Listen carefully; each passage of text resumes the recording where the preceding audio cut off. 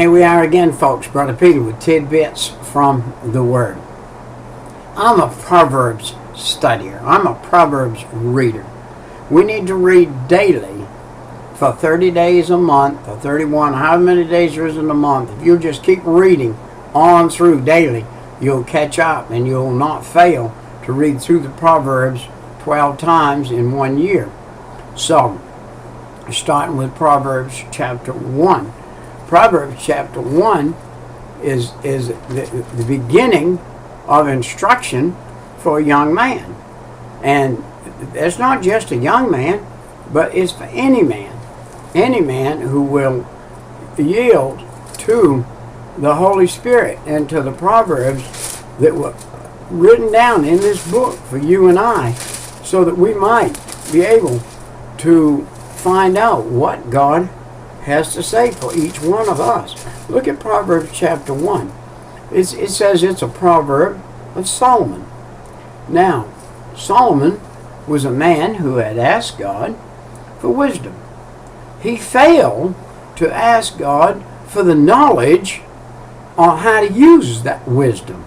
He can answer all of the questions, but he had not the ability within his own self to heed to his own proverbs and his own wisdom, that he had this wisdom, great wisdom in his head that was not necessarily in his heart. Look at this. To know wisdom and instruction, to perceive the words of understanding. This is what you and I need on a daily basis. This needs to be our prayer every morning when we wake up. We need to say, Lord, look, I need to know some instruction today. I need to have some of your wisdom, some of your understanding today. Do you know what is amazing? You know one of the most amazing things in the whole world is that just every house in the United States of America has a Bible in it. But nobody picks it up. They don't pick it up. Listen, the words of eternal life are in this book. The words to live by on a daily basis are in this book. I'm going to end up in this little excerpt in chapter 31 talking about the virtuous woman. God gave me a virtuous woman. A woman who is like her mother. Her mother worked until her dying day in a fever. Not only did she skin rabbits, not only did she pluck ducks, not only did she cut the heads off the chickens, she planted a garden. She did the same thing her husband did every day, 2:30 in the morning. Got up, out of bed, headed for the shoreline, loaded the pickup, toted nets, toted bait, toted the stuff to go out lobster fishing, got out on the water, got back in 12 hours later, 2:30 in the afternoon, 9 o'clock, bedtime, back up again in the morning. Between 2:30 and 9, sew the warps. Take that old hook and wooden hook and hook those warps onto those brass rings to put back in those traps where they'd been damaged. To bring home 4 or 5 traps that had been a storm and the damage that had damaged the traps. To pull them off the back of the pickup. Put some more slats on them. We used in that day spruce. Everything was spruce that went in the water. You put spruce slats on them, and they stayed good. They didn't rot. And barnacles would get on them. And hey, you'd pull this trap. This trap weighed, with its bait in it and the water and the warp on it, weighed anywhere between 40 and 70 pounds. And to hold them on the bottom is the kind of way you were dropping them. If you were dropping them outside of the shoreline, out far enough, you had to put 1 or 2, 3 bricks in them. Make a place in the bottom, and you put bricks, and you put slats over that to stabilize the bricks, and the bricks took the track down and held it on the bottom so that it wouldn't thrash around and get all broke up. My mother-in-law was that kind of woman. She did all of the things that a woman was supposed to do. She was Proverb 31 woman. And when she was home, she was never idle. Never idle. I've never seen my mother-in-law idle. She worked with her hands. Later on in life, her husband changed positions in life. Stopped doing the lobstering. Started collecting, working on a landfill, collecting up aluminum, collecting up wire. Cut it up in pieces this long. She sat in that chair, my mother-in-law did, and skinned that wire. Day after day after day after day. She did her part in bringing the family through. Wow. I married that type of woman. Has done the same thing. Never idle. Never idle. Wow. To know wisdom and and instruction. To perceive the words of the Lord. To perceive the words of the Lord. Translated as wisdom. As wisdom. And to receive instruction, wisdom, justice, judgment, equity, to give stability to the simple, to the young man, knowledge and discretion. I love teaching young men. I teach 5th to 6th grade boys. They've come out of the 4th, they're in the 5th, headed for the 6th. They're 12, 13 years old, 10, 12, 13 years old. My high point of my whole week is sitting down in that Sunday school class with a learned lesson that I can tell these boys, that I can instruct these boys. Will they follow that knowledge now? Perhaps not. But will they have it in their head and in their heart later on in life? I love the fact that I saw some boys in our church had been called to preach. And out of those boys that had been called to preach, there were 4 or 5 up there. The majority of them all had come through my Sunday school class. Do I take credit for that? No. I'm giving God credit for that He gave me the ability to be able to instruct those boys so that when that call came, they heard it. When the call to preach or the call to be a missionary came to them, they heard it. It didn't pass by them. They heard it. They stopped. They mused on it. They paused on it. One of them has already had the opportunity at the age of 15, 14 to go and preach to multitudes of teenagers. Multitudes. To show himself worthy, a workman, needing not to be ashamed, rightly dividing the word of truth. Listen, verse 5. A wise man will hear and increase learning, and a man of understanding shall attain unto wise counsel. I'm 73 years old. I have just now entered into the place of wisdom, where I know that it's imperative that I study on a daily basis.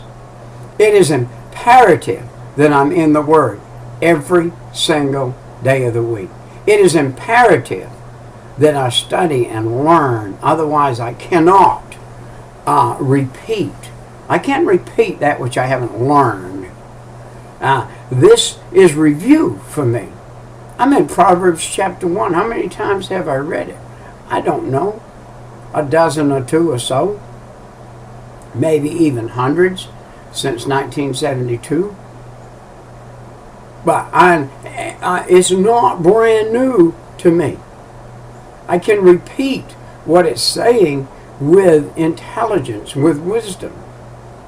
To understand this proverb and the interpretation of the words of the wise, of their dark sayings. Some of these things you read and you say, what's he saying? What is he saying? I don't understand what he's saying. But you know what?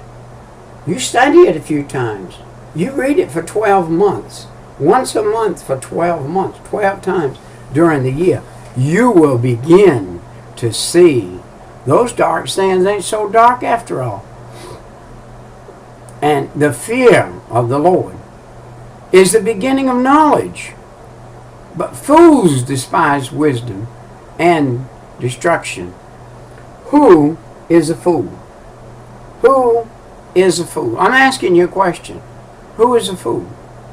He that hath the Bible in his house and does not open it. He that has a Bible in his house and does not study it.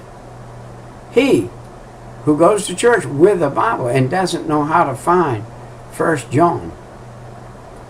He who doesn't know when a book is said, whether it's in the Old or the New Testament. Who is foolish?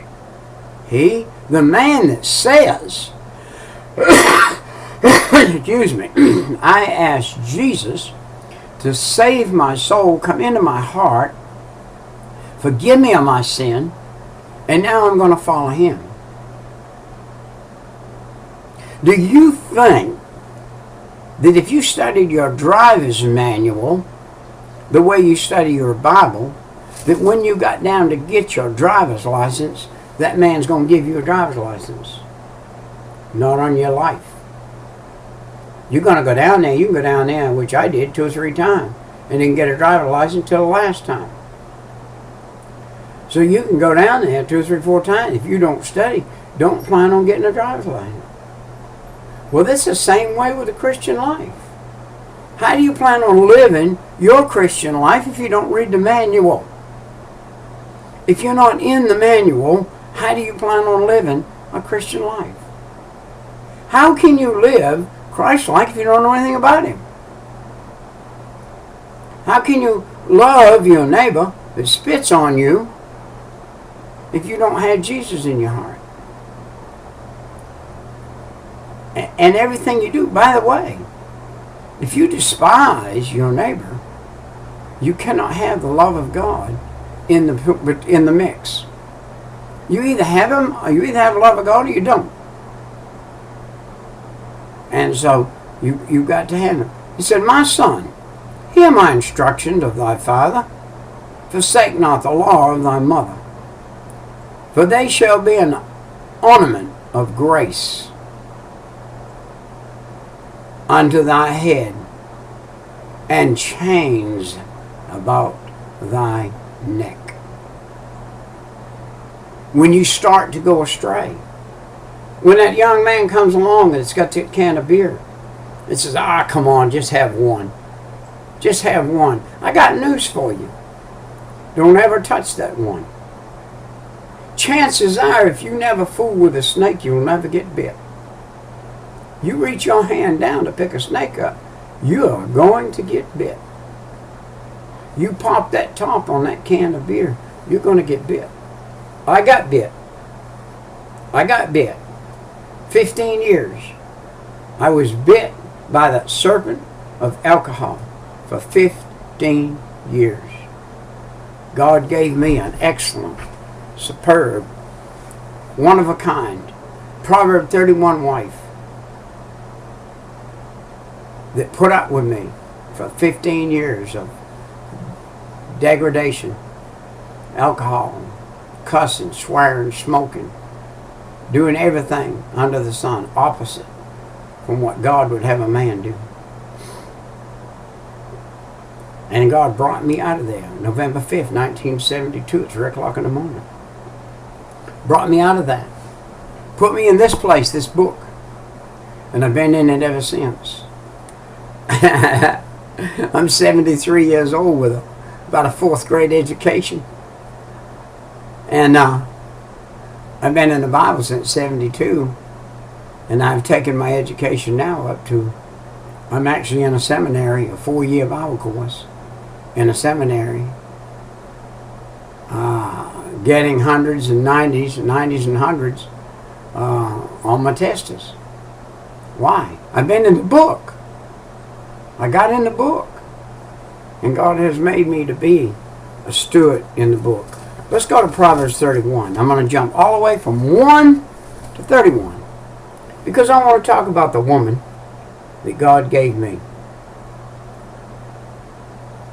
And starting in number 1 of 31, it said the words of King Lemuel,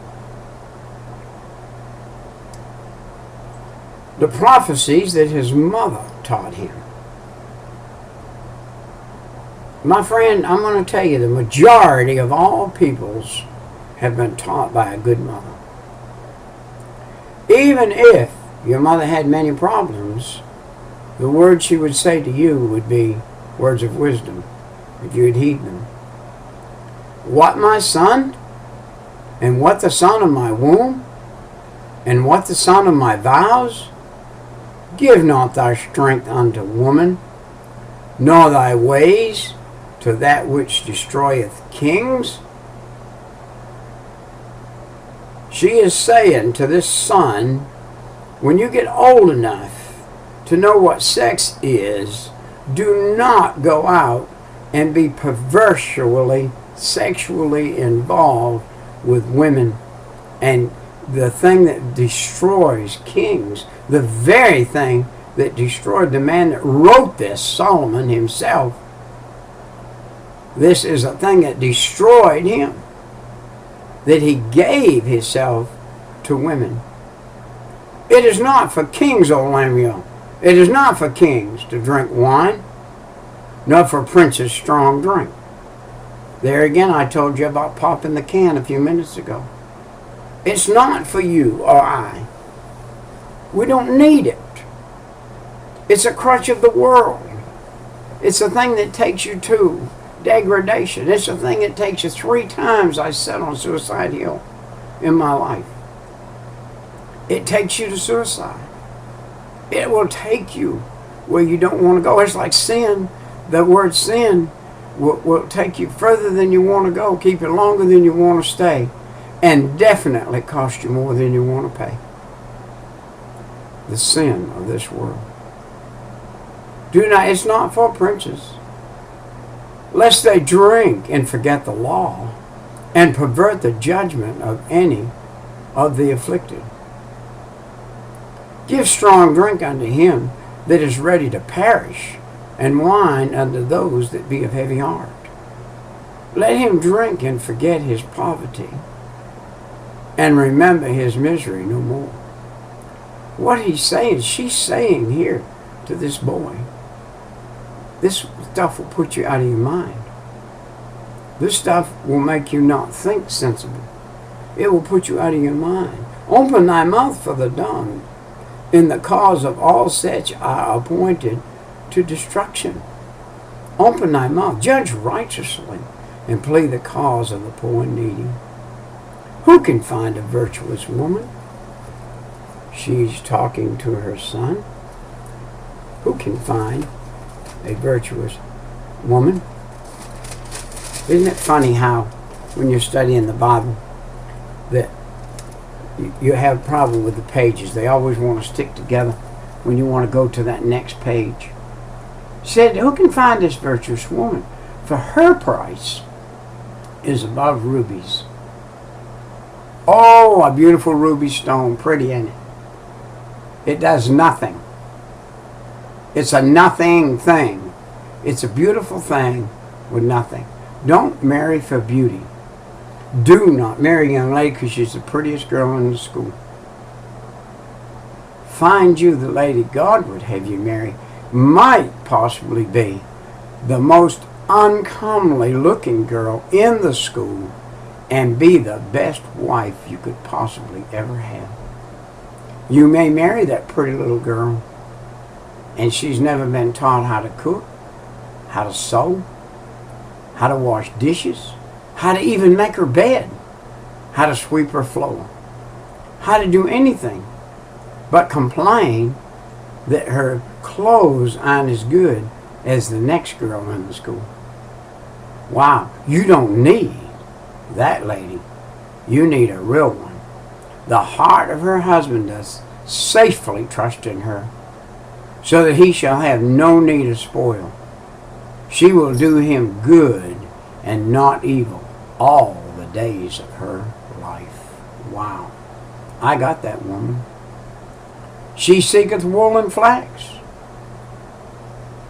and worketh willingly with her hands. It's kind of been a joke for 52 years that my wife and I have been married, that we've bought her a hand wood splitter for Christmas. Several Christmases she's got a wood splitter. Somebody asked me this year, did you get her one? I sure did. And do you know what? She's 69, to be 70 this month, and still splitting wood. And loves to split wood. And we burn wood. Healthy is the man that burns wood. And the woman. Probably no better exercise. Getting out, cut the tree down, cut it up, load it on the pickup, bring it home, throw it off, roll it down back, split it, stack it, put it on the fire, burn it up. Wow. A healthy life. Her life. She seeketh wool, by the way. My wife knits. She knits Afghans. She knit 13 full-size Afghans this year. I don't know how many baby blankets. In 30 years, she has knit every baby that's been born in our church a baby blanket. By the way, many of the mothers right now she's knitting blankets for have a blanket she knit them when they were in their diapers. She is changing great grandbabies in the nursery right now from when she started 32 years ago. She seeketh wool and flax, worketh willingly with her hands. She is like the merchant ship. She bringeth her food from afar. She riseth also while it is yet night, and giveth meat to her household, and a portion to her maidens. My wife has no maidens. We don't live in that day. No. But if she did have, she would be up. She's up in the morning, 5 o'clock. When I get up, what do you want for breakfast? You want a bowl of cereal, a couple of eggs, toast, cream of wheat, cornflakes? Would you like, I'll make some, that guy on the front, oats, some golden oats, and oatmeal. What would you like? And always the same. Always the same. Go to the store. Yesterday we, by chance, went into a clothing store. What did she buy? She bought her husband a sweater. She looked at many shirts. Her husband said, no, I got so many shirts now, I don't know what to do with them. So she is like that merchant ship. She riseth while I'm yet in bed sleeping. She's up and out. She considereth the field and buy it. And with the fruit of her hand she planteth a vineyard. My wife does plant. She plants all the time. She plants some beautiful things. She has some of the prettiest flower gardens out here you ever saw. Up early in the morning when she's going to go to work, and out there planting. When she brings her check home at the end of the week, Friday, she gets a check. Cashes that thing. Puts the money in the same envelope that I put the money in. And we use it to pay the monthly bills and everything. There is never no time when it's her money and my money. It's our money. 52 years. It's always, everything has been ours. Nothing has ever been mine or yours. It's ours. We're a household. What is a household? Two people in a house that are in 100% agreement. They are the household. Wow. And then where it says she considers the field and buy it. My wife is very frugal. Anything she buys for the house. She girdeth her loins with strength. and strengthen her arms. Yes, I do. I got a wife that does that. You know, splitting wood strengtheneth your arms. Do you know that knitting on a constant basis strengthens your hands too? Because when you get up around 60 or 70 and you've been knitting for 20 years, you begin to get some arthritis. So it comes along. Look, verse 18. She perceiveth that her merchandise is good. Her candle goeth not out by night. Wow. We are at an age right now to where the candle's not lit like it was at one time in our life. But we can always give that hug and that little kiss when we go to sleep at night. We sleep in a bedroom with absolutely no heat in it. Have come from up in Maine where we slept in bedrooms with no heat in them and zero weather. And you had plenty of quilts covering you. My wife's warmer than I. So I'll poke a little hole between her and me where heat from her body come over into my side of the bed. And this is a good thing. Her candle never going out.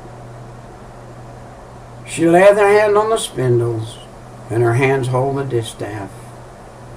Will not cover those younger years, but they're there. She stretched out her hand to the poor. Yea, she reacheth forth her hand to the needy. This is the woman I married. She is not afraid of the snow. For her household, for all her household, are clothed with scarlet. Wow. My wife has always knit hats, mittens, gloves, stuff that everybody could use. She maketh herself coverings of tapestry. Her clothes is silk and purple. Her husband is known in the gates when he sitteth among the elders of the land. I can honestly say, throughout my life, just about all of my acquaintances that I know say, wow, you're a lucky man to have that woman you got. Man, how'd you get that woman? Where'd you find her? I'd like to find me one like that. Well, if you would, you start watching the mother. And when you find the mother that you think is as near perfect as you can find, then find her daughter. That mother, more than likely, is going to teach her daughter to cook, to sew, to do the things that need to be done for the time. She maketh fine linen, and selleth it, and delivereth girdles unto the merchants. Her character, strength and honor are her clothing, and she will rejoice in time to come. She openeth her mouth with wisdom, and in her tongue is the law of kindness.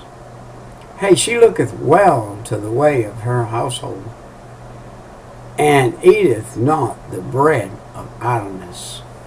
I can honestly say I have never come home to a dirty pan of dishes. Do you know in the 70s, all the way up into the 70s, we lived in a 3-bedroom house with 6 children. We had a wood stove in the middle of the floor. That's what we heated with. That's what we cooked our food on. That's what we heated our water with so we could take baths. We were not wealthy. I had all 6 children in Christian school, and I couldn't afford many things, but we were happy. And my wife never complained. Her children rise up and call her blessed. Her husband also is praiseth her. Many daughters have done virtuously, but thou excelleth them all. Favor is deceitful, and beauty is vain. But a woman that feareth the Lord, she shall be praised. Give her the fruit of her hands, and let her own work praise her in the gates. Our time's come and gone. See you next time. I have this kind of woman. Bye-bye.